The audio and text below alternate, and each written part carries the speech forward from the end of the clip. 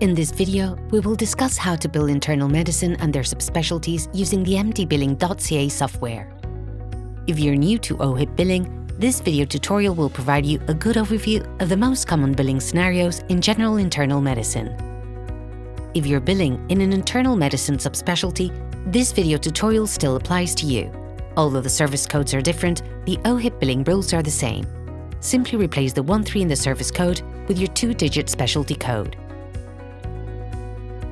For further understanding of OHIP billing, we kindly suggest that you familiarize yourself with the OHIP schedule of benefits. Starting with section A78 and review all the appropriate internal medicine service codes and eligibility considerations. A full consultation is eligible when seeing a patient who has been referred by a referring physician or nurse practitioner following a written request. Consultations are subject to limitations of 1 per 12-month period, unless the patient is referred to you a second time, with a clearly defined unrelated diagnosis. In this case, the limit allowed is increased to 2 per 12-month period.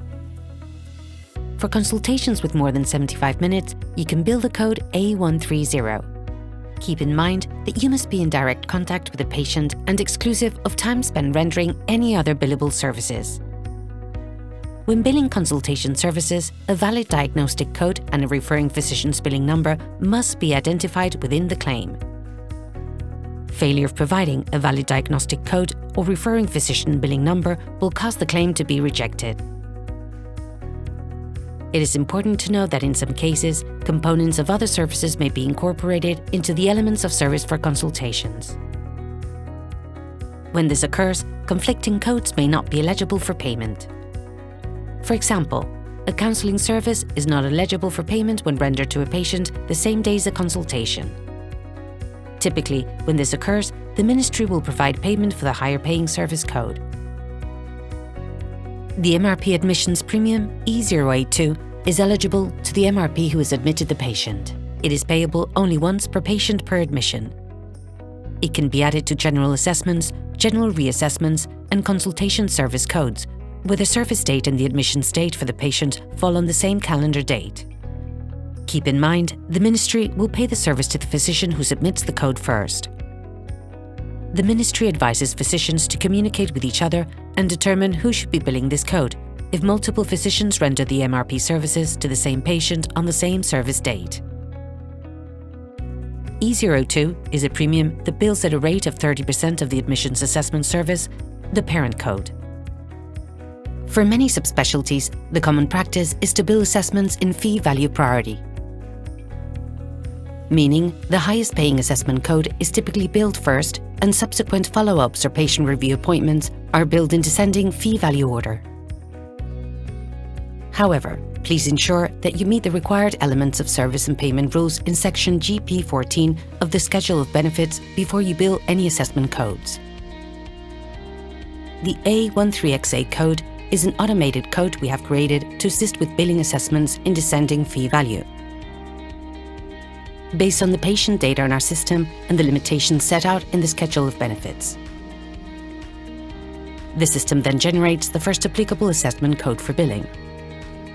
Once the limits of preceding assessment codes have been reached, the system will process A13XA as A138A for a partial assessment, as partial assessments are not subject to limits in the schedule.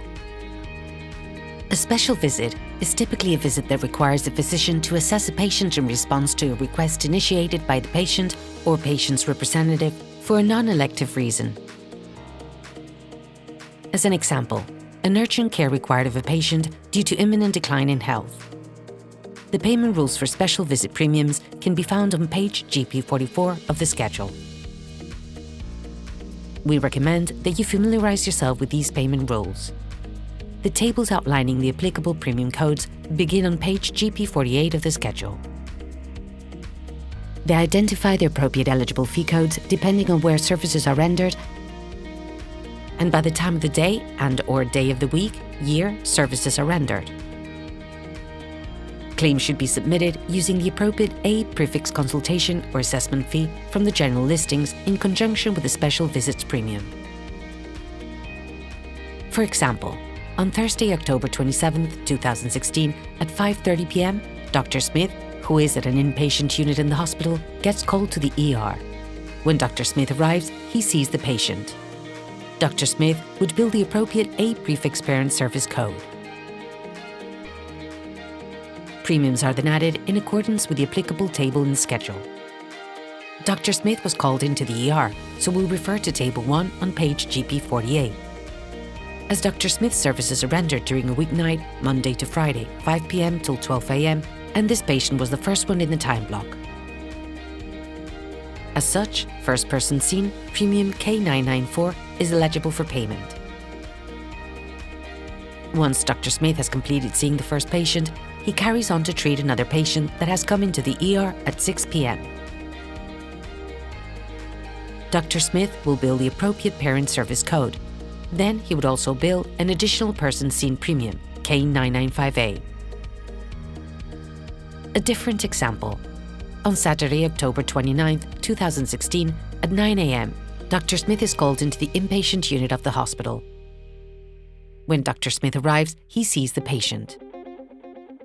Dr. Smith will bill the appropriate A prefix parent service code. Premiums are then added in accordance with the applicable table in the schedule. Dr. Smith was called into the inpatient unit, so we will refer to Table 3 on page GP 49. As Dr. Smith's services are rendered during a weekend, and this patient was the first one on the time block. As such, first person seen premium C986 is eligible for payment. Once Dr. Smith has completed seeing the first patient, he carries on to see another patient in the unit. Dr. Smith would bill the appropriate parent service code. Then, he would also bill an additional person seen premium C987A. Key points to know when billing premiums. Travel premium can only be billed if the physician was outside the hospital premises. There are two common mistakes. One is billing travel and additional person seen premium together, and the other is billing special visits with subsequent visits or counselling codes. Typically, if 2 visits were conducted in one day, the ministry will only pay for 1 visit. However, it is possible to submit a claim for 2 visits conducted in one day. You may be requested to provide the supporting documentation by the ministry and flag the claim as manual review. For example, if you rounded on a patient in the morning, then you were called in to see the patient again at the end of the day due to a complication. You can checkmark the box for manual review. This will force the claim to bypass the ministry's automated system, bringing it to your assessor's attention for them to manually assess the claim. To provide supporting documentation for manual review, you will be required to submit a letter to your claim assessor indicating the reason for the 2 visits and the start time for each visit. Documentation should be forwarded to your assessor immediately upon submitting the claim, to ensure they are received prior to the claim becoming available in the ministry system. It is important to note that this does not automatically ensure full payment for the 2 visits will be received. However, it creates an opportunity for your assessor to manually assess your claim for payment. Subsequent visits, also referred to as inpatient visits, are any routine assessment in hospital, for example during rounds, following the hospital admission assessment. The definitions and payment rules for subsequent visit services begin on page GP 28 of the schedule. It is important to note that subsequent visits are subject to strict quantity limitations. The automatic codes IPTXA and IPTMA are created to assist with billing inpatient visits in accordance with the admission date for the patient. IPTXA is used for non-MRP inpatient visits, and IPTMA is if you are the MRP, which we will add the E083 premium for you. Whenever you bill the IPTMA, we will compare the service date against the admission date. Once you click Save or Save and Submit, we will automatically bill the appropriate inpatient code according to the rules from the OHIP Schedule of Benefits. As always, we suggest you become acquainted with the OHIP Schedule of Benefits before using this or any automation code.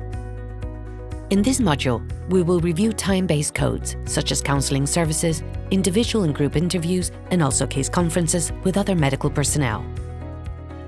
Most time-based codes are billed in either 20 or 30-minute time units, or as specified by the Schedule of Benefits section GP 41. For every time unit, enter a quantity of 1. For example, counselling a patient using code K013 and spending 50 minutes of time. Since this code has a 30-minute time unit, we will use quantity of 2, as we have spent 50 minutes with a patient. We also suggest that you review OHIP Schedule of Benefits pages for each of the time-based codes to determine the payment rules and time calculation details. Thank you for watching this tutorial. If you need further help, feel free to contact our support team, or you can always upgrade to the full service plan. Whatever your needs are for billing, we're here to help you save time and earn more.